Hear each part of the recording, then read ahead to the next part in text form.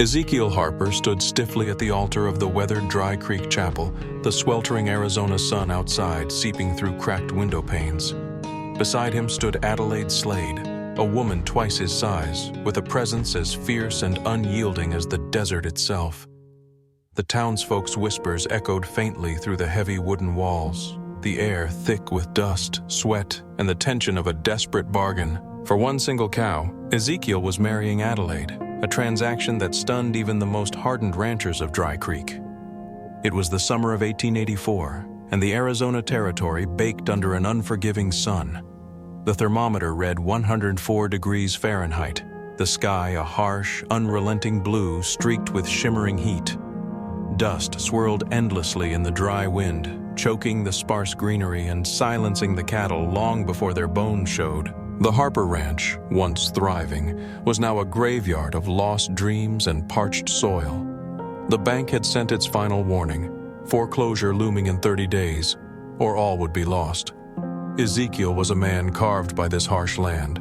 His skin was deeply sun-browned, stretched tight over lean muscles honed by years of back-breaking work under the merciless sun. A jagged scar ran along his jaw, a souvenir from a long-forgotten skirmish with rustlers that still made townsfolk lower their voices when he passed.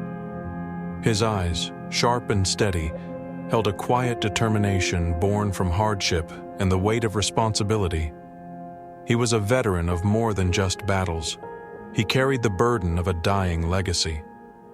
Across from him, Adelaide Slade's sharp eyes surveyed the dusty chapel with a cold calculation. She was clearly the daughter of Cornelius Slade, the town's wealthiest and most ruthless cattle baron. Yet Adelaide was an enigma, her face unreadable beneath tangled chestnut hair, her gaze flickering like wildfire behind lashes thick and dark.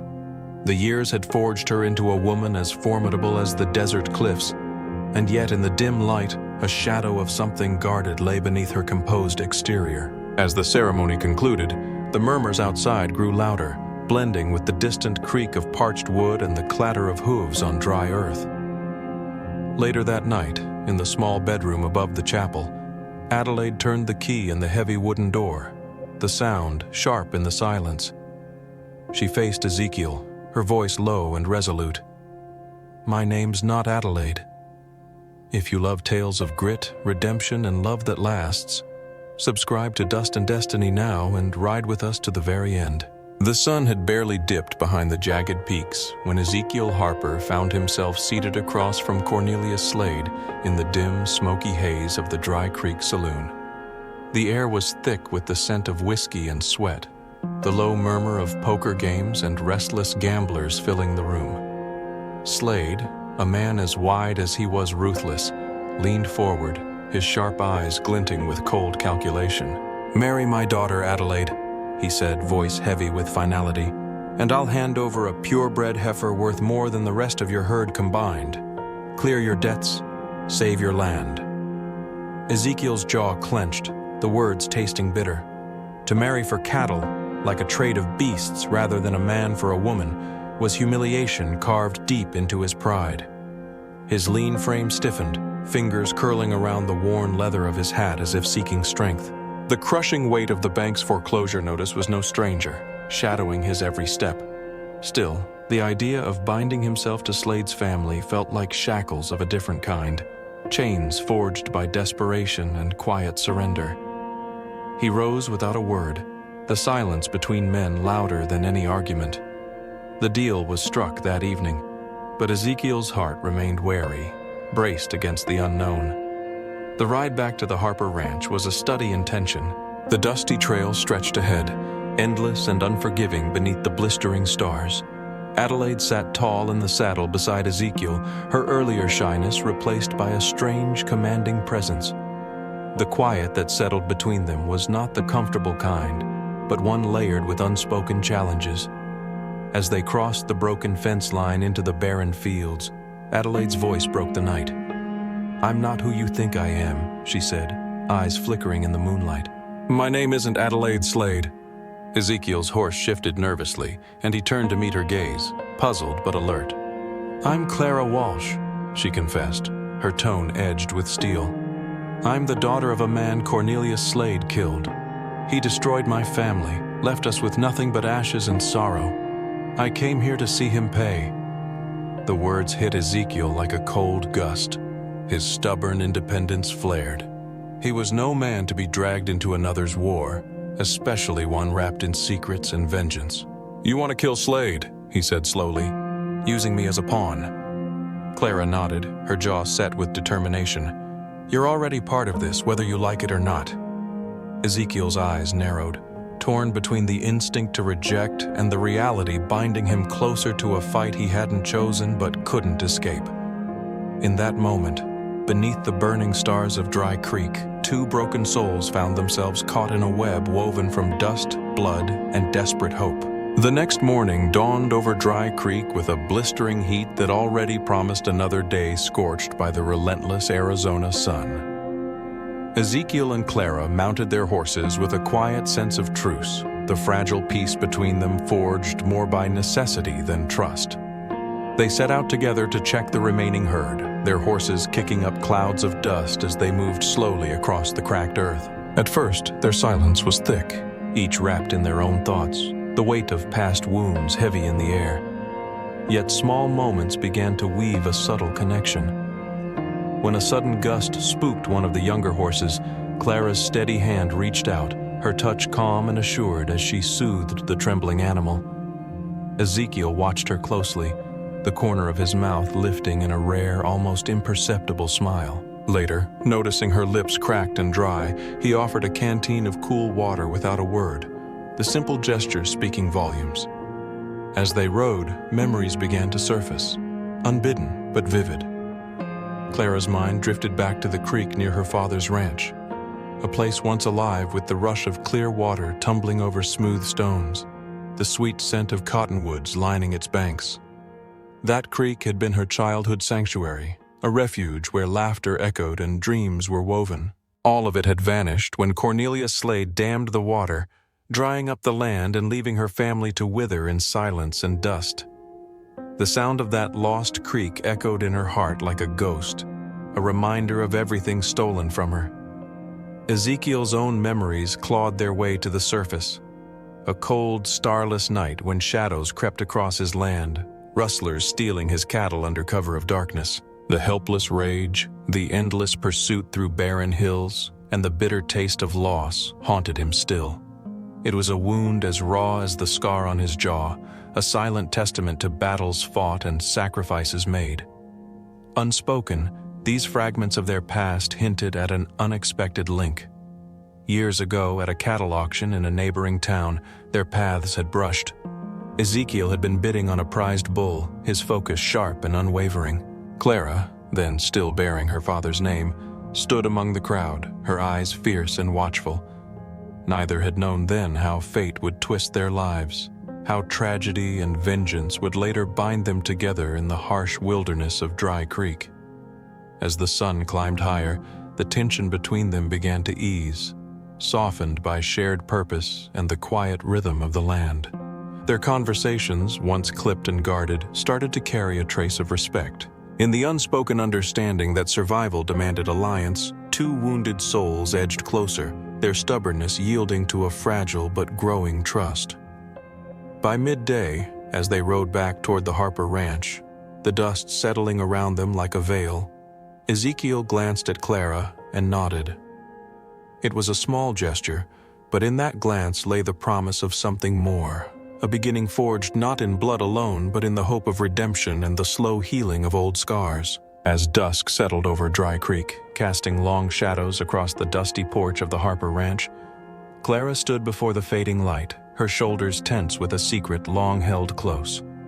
Slowly, deliberately, she reached up and began to undo the tightly braided hair she had worn since arriving, a shield against the world and its judgment. Thick chestnut strands slipped free, tumbling over her shoulders in a cascade that revealed the hidden marks beneath. Pale scars etched deep into her skin, remnants of a cruel fever her father's enemies had unleashed upon her family. Ezekiel's sharp eyes softened as he took in the evidence of her survival, the silent proof of suffering that no words could fully capture. The fever had been no accident. It was a calculated strike, a poison spread by Slade's men to weaken the Walsh family, to break their spirit and claim their land. Clara's voice was steady, but laced with sorrow as she spoke of her sister Adelaide, once fiery and fearless, a thorn in Slade's side who dared to expose his lies and theft. Adelaide had paid the ultimate price, poisoned slowly until her light was snuffed out, leaving Clara to carry the burden of vengeance alone. Ezekiel listened without interruption or judgment, the weight of her story settling alongside his own burdens. He knew too well the devastation Slade could wreak. Years ago, his own family had been shattered by the Baron's greed and cruelty. The Harper Ranch had once been a place of laughter and plenty, but Slade's ruthless tactics, the cattle rustling, the land grabs, had driven them to the brink of ruin. Ezekiel's scarred jaw was a testament not only to his fights but to the wounds Slade had inflicted on his family's legacy.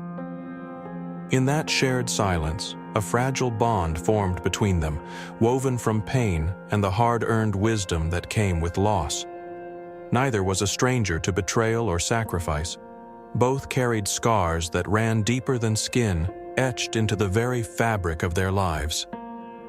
As the evening air cooled, they moved to the porch where a small fire flickered weakly in the old metal stove. Clara brewed a pot of coffee, the rich aroma rising and mingling with the scent of sagebrush and dust. They sat side by side, the distance between them shrinking with each quiet sip and unspoken understanding. For a few precious moments, the relentless desert and the looming shadows of vengeance faded into the background. Ezekiel broke the silence, his voice low but steady. "We're both prisoners of a man who fears losing control, but maybe together we can find a way to break free." Clara met his gaze, a spark of hope igniting in her weary eyes. "I don't know what the future holds, but I know I can't carry this alone anymore." Under the vast, star-studded sky of the Arizona Territory, two souls wounded by injustice found a brief, precious peace, a quiet acceptance that perhaps healing could begin not in isolation, but in shared strength and trust. The night wrapped around them like a fragile promise, a breath between battles yet to come. Under the waning glow of the Arizona moon, Ezekiel Harper reached into the worn pocket of his dusty coat and drew out a small, delicate object wrapped in a faded cloth. He held it out to Clara Walsh with hands that had weathered countless storms, but now trembled slightly with the weight of what he was about to give. "This belonged to my mother," he said quietly, his voice rough from years of dry wind and hard words. "It's a silver locket. She gave it to me before she passed, saying it's not for hiding behind, but for remembering what's truly worth fighting for." Clara took the locket, feeling its cool weight settle in her palm. The silver was tarnished, dulled by time and the harsh desert air, but its craftsmanship was unmistakable, engraved with a delicate wild rose, the symbol of resilience and beauty amid hardship. For years, Ezekiel had carried it as a talisman against despair, a reminder of home, love, and the strength passed down through generations. Now, in this moment, he was entrusting it to Clara, not just as a gift, but as a symbol of hope and shared purpose. She looked up, eyes glistening under the flickering lantern light on the porch. "I don't know if I deserve something so precious," Clara murmured, her voice thick with emotion. "After everything.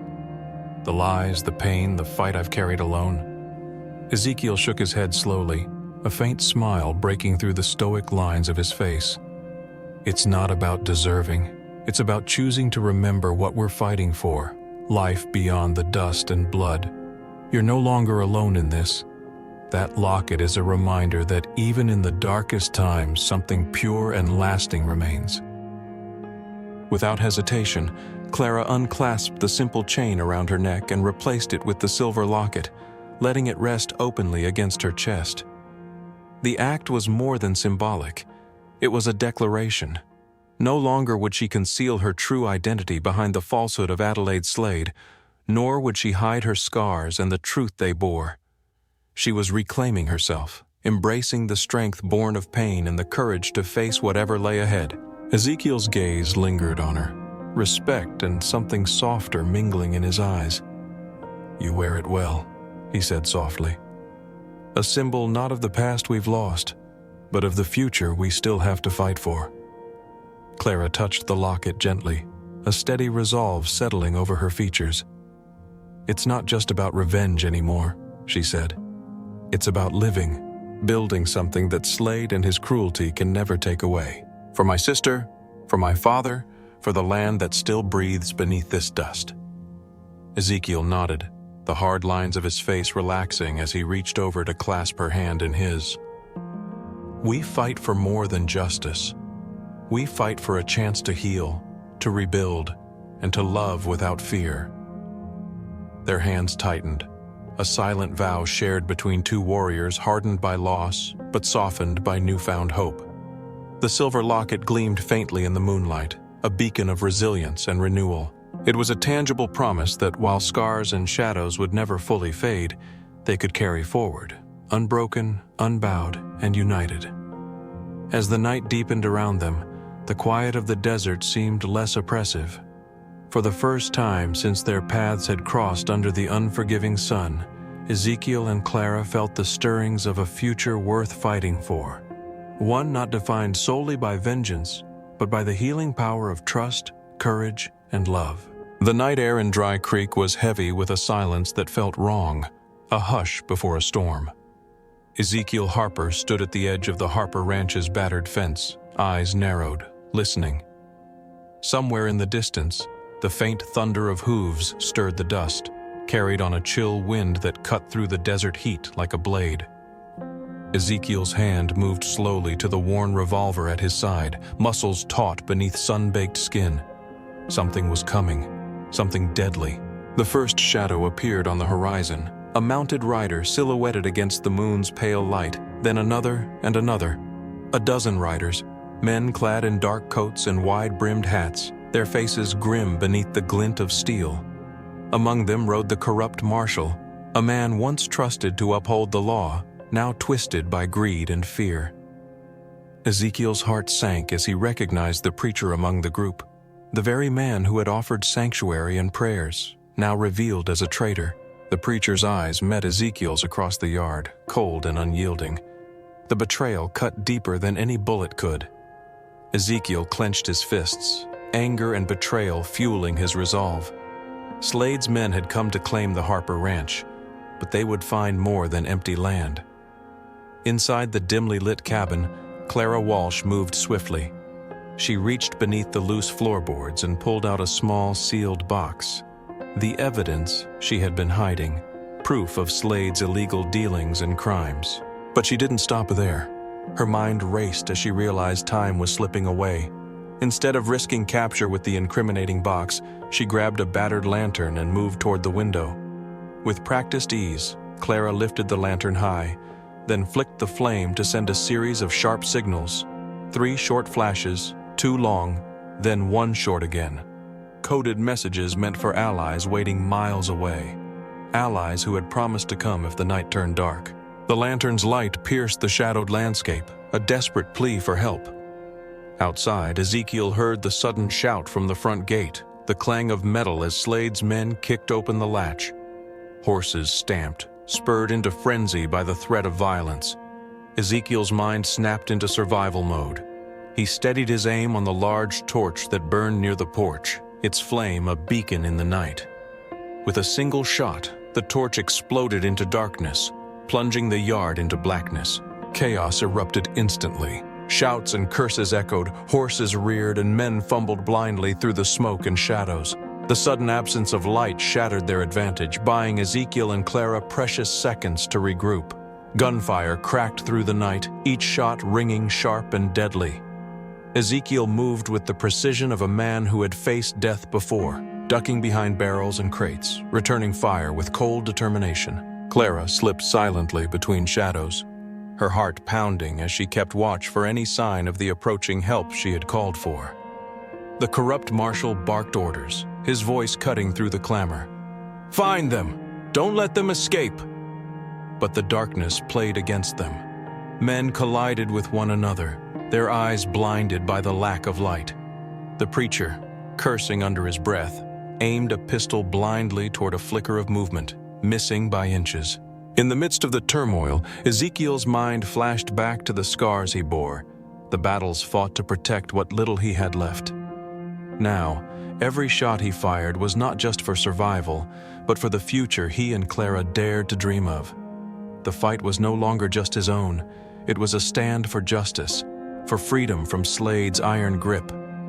The lantern signals continued intermittently from Clara's window, a lifeline cutting through the night's chaos. Horses whinnied in the distance, an answer to her call. Relief washed over her, mingling with the adrenaline sharpening her senses. Ezekiel shouted over the gunfire, "Hold fast! Help is coming!"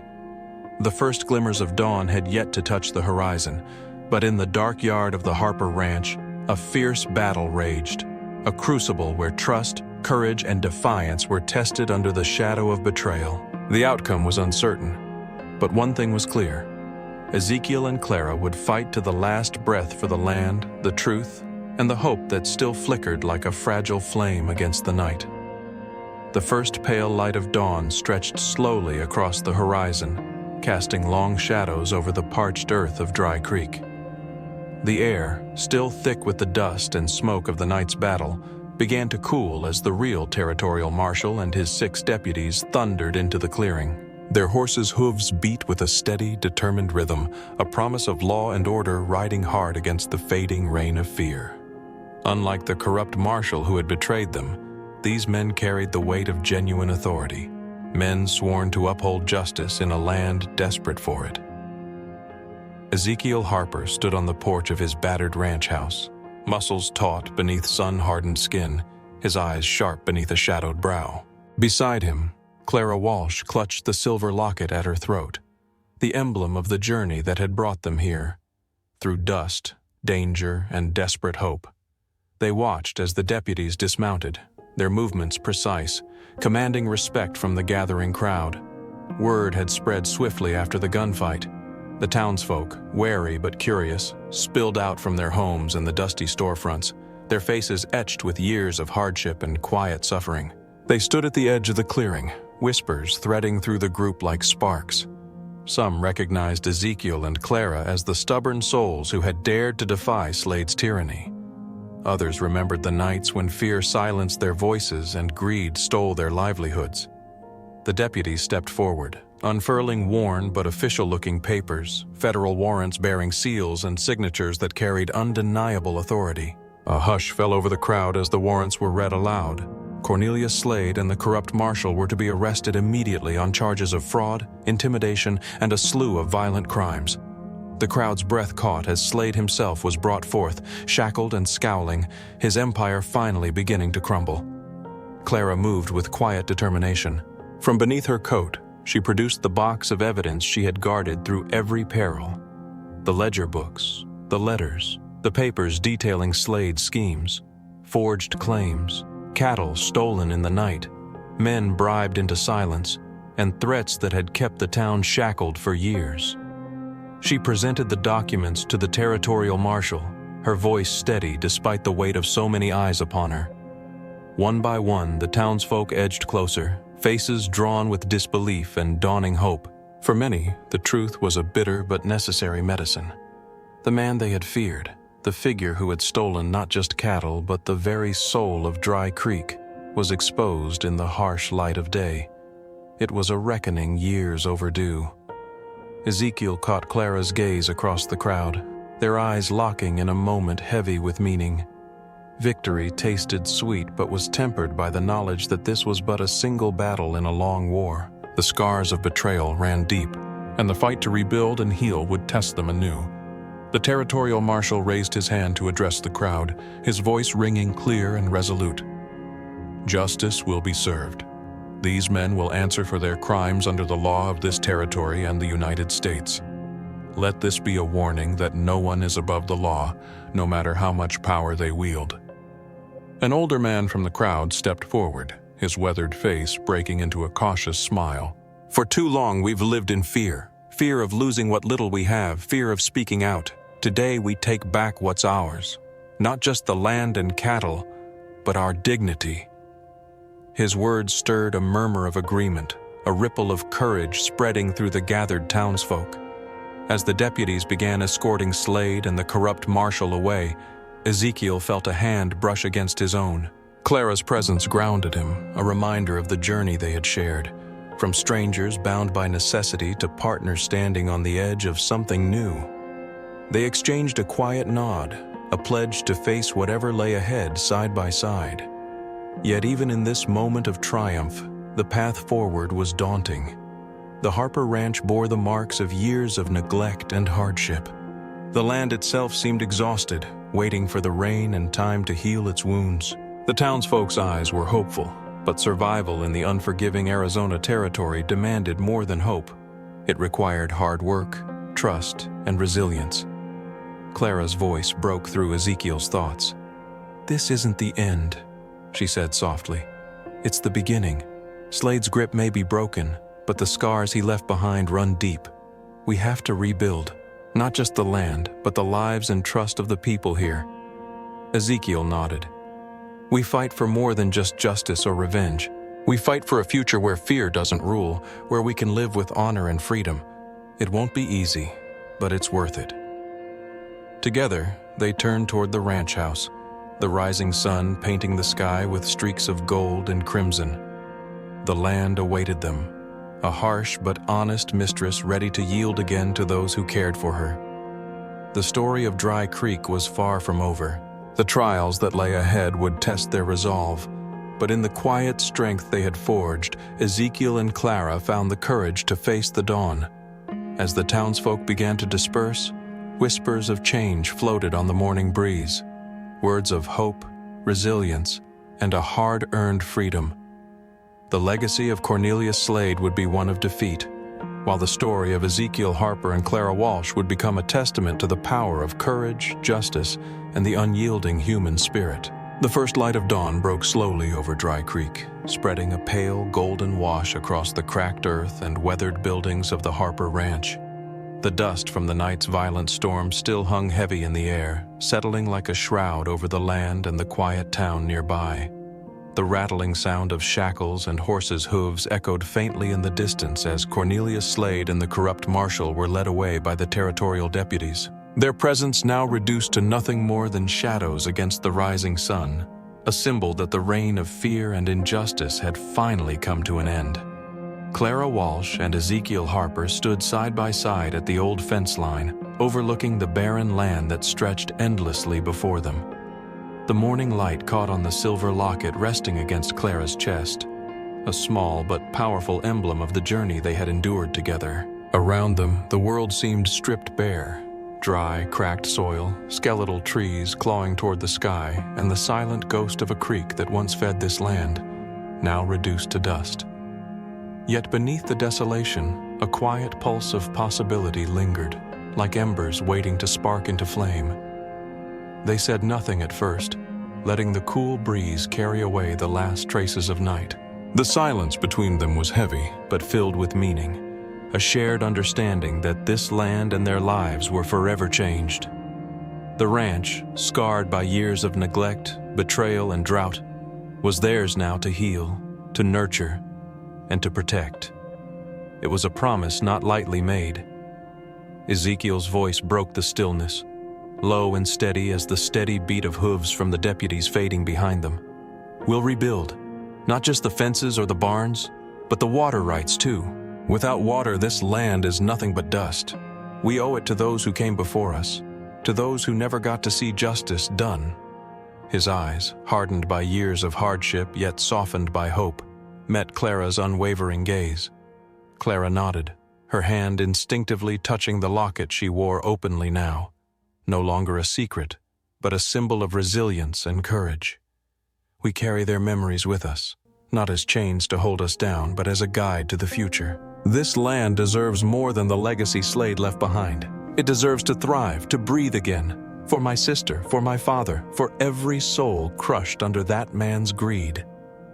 The sun climbed higher, gilding the hills with light and casting long shadows over the dusty homestead. The fence posts stood crooked but proud, the barn sagged but still held its shape, and in the distance, the hollowed creek bed wound like a silent scar.